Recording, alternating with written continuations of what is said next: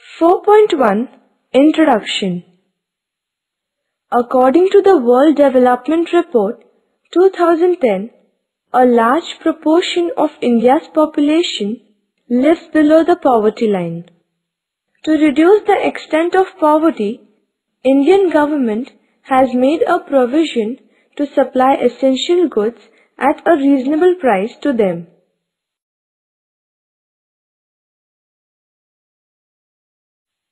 (4.2) Public Distribution System (PDS). Meaning and explanation. It is a food security system launched by the Government of India.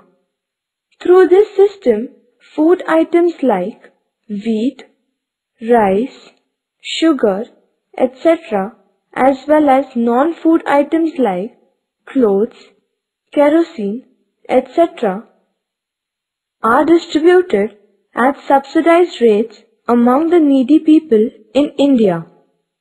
Thus, many fair price shops are established in several states across the country. Both the central and state government share the responsibility of regulating the public distribution system. The central government is responsible for storage, transportation, and allocation of food grains, whereas state government holds the responsibility of distributing the food grains to the consumers through fair price shops. State government are responsible for operational activities like identification of families below the poverty line, allotment of ration cards, supervision of functioning of fair price shops, etc. 4.3 Objectives of Public Distribution System. There are two main objectives of public distribution system. 1. To provide essential goods to the consumers at reasonable and subsidized price. 2. To maintain minimum nutritional status of the population. Thus, public distribution system helps to put an indirect check on the open market prices of essential goods.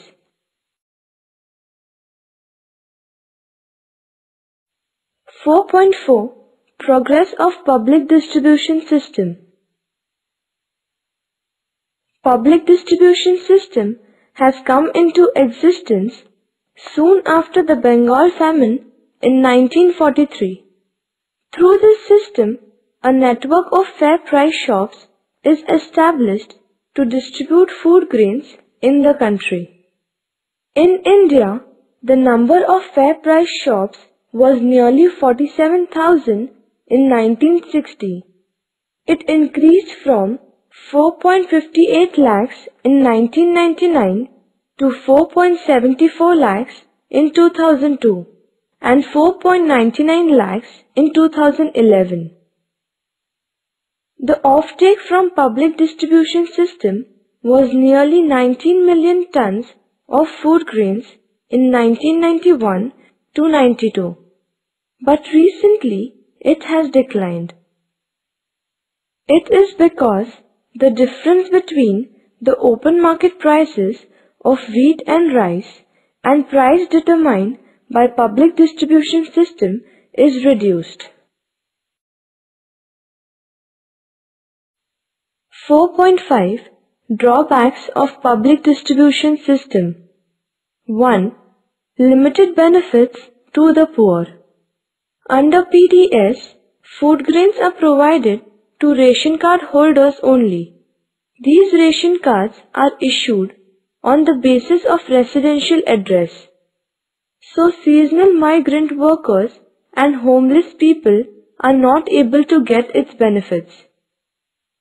2. Regional disparities. Some regions are well developed while some are less developed. In some states, large number of families are below poverty line. But the offtake of food grain through PDS is not accordingly. Due to this regional imbalance, most of the people are deprived from the benefits of PDS. 3. Urban bias. Nearly 75% fair price shops are in the rural areas, but the offtake of food grains through PDS is more in urban areas. The transport system in villages is not as efficient as in cities. Due to this, at times, food grains, kerosene, etc. are not available in most of the fair price shops in rural areas. 4. Inefficiency of Food Corporation of India. It is the duty of Food Corporation of India to supply food grains for distribution through fair price shops. But there are some inefficiencies. Excess stock of food grains is not stored properly. Therefore, it creates scarcity of food grains even after an increase in production.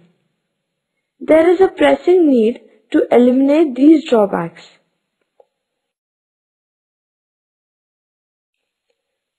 4.6 Remedial measures. 1. Food bank. It is essential to establish food banks and to modernize godowns in every state, so that food grain can be properly stored. 2. Extension of the coverage of PDS. The coverage of PDS has to be extended so that no needy person will be deprived from the benefits of PDS. 3. Restructuring of PDS. It is necessary to check various malpractices in PDS. Rationing officers must visit fair price shops frequently to know their problems. It is necessary to eliminate bogus ration cards by raids of flying squads. Cost of handling goods and transport cost has to be reduced. 4.7 Consumer protection. A person who uses or consumes goods and services is called as a consumer. A consumer is defined as a person who acquires goods and services for direct use or ownership. If the consumer acquires goods for resale, then he is not considered to be a consumer. The consumer derives satisfaction from consumption of goods and services, but sometimes they are not satisfied due to malpractices followed by the seller. A. Sale of adulterated goods. B. Sale of defective goods. C. Using false weights and measures. D. Hoarding and black marketing. E. Charging more than maximum retail price. F. Misleading advertisements. The consumers have to be protected from the loss caused on account of defective goods and unsatisfactory services. Consumer protection is a legal provision to ensure the rights of the consumer. Rights and duties of a consumer. In India, the Consumer Protection Act was passed in the year 1986 and it came into force from 1st July 1987. Food adulteration. It is a process by which substandard substances are added to food items by which its quantity increases but its quality decreases is called food adulteration. Some adulterants are visible like stones, leaves, soil, etc. Consumers can remove them, whereas some adulterants are invisible. For example, milk adulterated with water or chemicals, pulses adulterated by artificial colors, etc. They are very harmful as they cannot be removed easily. They may lead to serious health problems like cancer, paralysis, diseases of skin and eyes, or even death. Food adulteration adversely affects the health of the society. It is a serious social crime.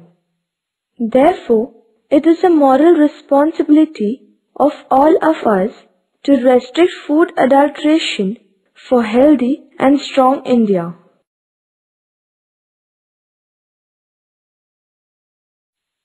Right to seek redressal. Consumers have the right to seek redressal of their grievances related to price and quality of goods and services. If required, the product must be repaired or replaced by the seller or manufacturer. The consumers' redressal agencies include the District Forum, the State Commission, and the National Commission.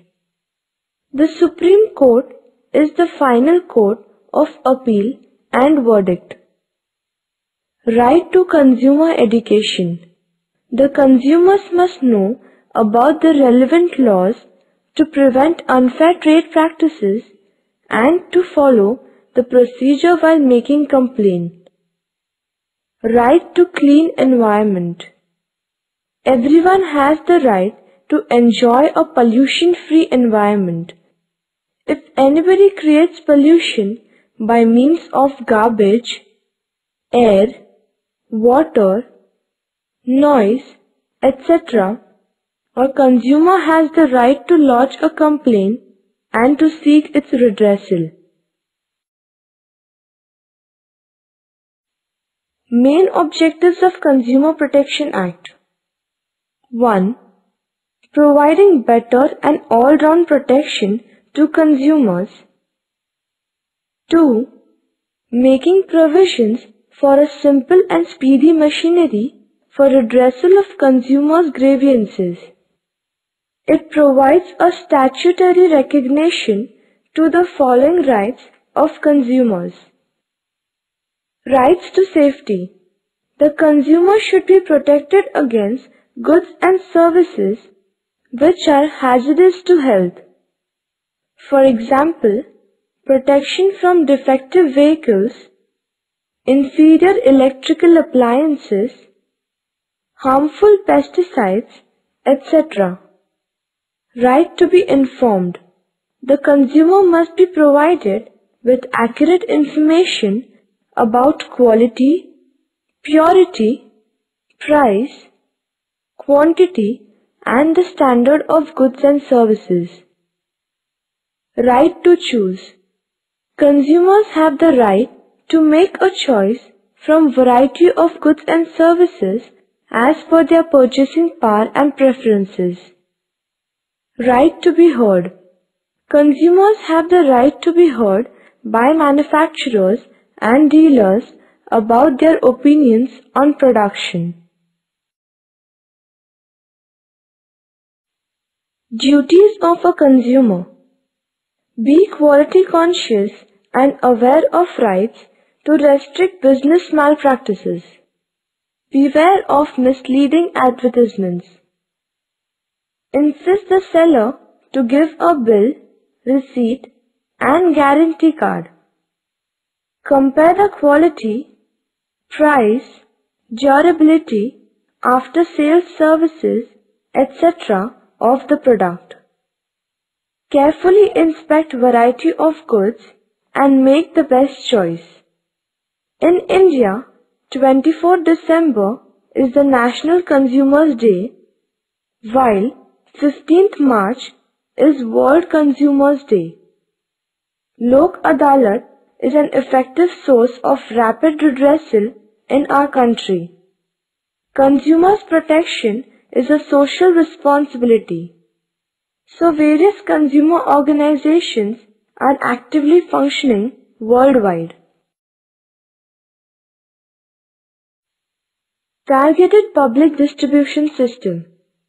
Since June 1997, a dual pricing structure was introduced under targeted public distribution system.